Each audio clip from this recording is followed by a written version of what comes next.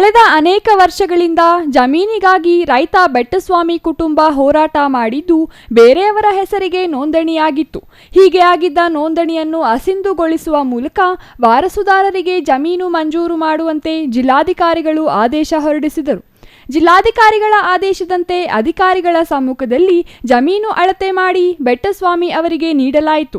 ಮೂಲ ಜಮೀನಿನ ವಾರಸುದಾರ ಡಿಎಸ್ಎಸ್ ಮುಖಂಡ ಸಿಎಸ್ಪುರ ಬೆಟ್ಟಸ್ವಾಮಿ ಮಾತನಾಡಿ, ಬಹಳ ವರ್ಷಗಳ ಹೋರಾಟದ ಫಲವಾಗಿ ಇಂದು ನ್ಯಾಯ ದೊರಕಿಸಿಕೊಟ್ಟ ಅಧಿಕಾರಿಗಳಿಗೆ ಅಭಿನಂದನೆ ತಿಳಿಸುವುದಾಗಿ ಹೇಳಿದರು. 1 ಎಕರೆ 27 ಗುಂಟೆ ಬಂದಿದೆ, ಇನ್ನು 1 ಎಕರೆ 28 ಗುಂಟೆ ಇನ್ನೇನು ಉಳಿಕೆ ಇದ್ದಾರೆ ನಮ್ಮ ಅಂತಂದ್ರು ಅವ್ರಿಗೆ ಹೋಗ್ಬೇಕು ಸ್ವಾಮಿ. ಇದು SC ಇನಾಮತಿ ಲ್ಯಾಂಡು ಇದೆ ಸ್ವಾಮಿ, ದೊರಕಿದೆ. ಜಿಲ್ಲಾಧಿಕಾರಿಗಳಿಂದ ಕುಲಂಕುಷ ಪರಿಶೀಲನೆ ಮಾಡಿ ನಮ್ಮನ್ನು ನೀರಂಗೆ ಹಾಕಿ ಕರೆದು ವಿಚಾರಣೆ ಮಾಡಿ ನಮಗೆ ನ್ಯಾಯ ಸಿಕ್ಕಿದೆ. ನಮ್ಗೆ ಅರ್ಧ ಕೊಡಿ ಸ್ವಾಮಿ ಅಂತ ಕೇಳಿದ್ದಕ್ಕೆ ಅರ್ಧ ಕೊಟ್ಟಿದ್ದಾರೆ, ಇನ್ನು ಅರ್ಧ ಅವ್ರು ಏನಿದ್ದಾರೆ ಉಳಿಕೆಯವ್ರಿಗೆ ಅದು ಹೋಗ್ಬೇಕು ಸ್ವಾಮಿ. ಇವತ್ತಿನ ಪ್ರೋಸೆಸ್ ಸ್ವಾಮಿ.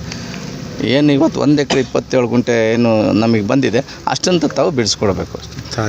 ತಹಸೀಲ್ದಾರ್ ಸಮಯದಲ್ಲಿ ನಮಗೆ ಬಿಡುಗಡೆ ಮಾಡಿಕೊಡಿ. ಇವಾಗ ಬಂದಿರೋದ್ರಿಂದ ನಮಗೆ ತೊಂದರೆ ಆಗ್ದಂಗೆ ಅನುಕೂಲ ಮಾಡಿಕೊಡಿ. ಶಿವಮೊಗ್ಗ ಎಂ ಗುರುಮೂರ್ತಿ ನೇತೃತ್ವದ ಕರ್ನಾಟಕ ದಲಿತ ಸಂಘರ್ಷ ಸಮಿತಿ ತಾಲೂಕು ಸಂಚಾಲಕ ಮಾರಶೆಟ್ಟಿಹಳ್ಳಿ ಬಸವರಾಜು, ಸಂಘಟನಾ ಸಂಚಾಲಕ ಜಿ ಅರವೇಸಂದ್ರ ಕೃಷ್ಣಪ್ಪ, ನರೇಂದ್ರ ಕುಮಾರ್, ಮಹಿಳಾ ಘಟಕದ ನಂದಿನಿ ರಮೇಶ್, ಜಗದೀಶ್, ಅಭಿಷೇಕ್ ಮತ್ತಿತರರು ಹಾಜರಿದ್ದರು. ರಂಗನಾಥ್ ಗುಬ್ಬಿ,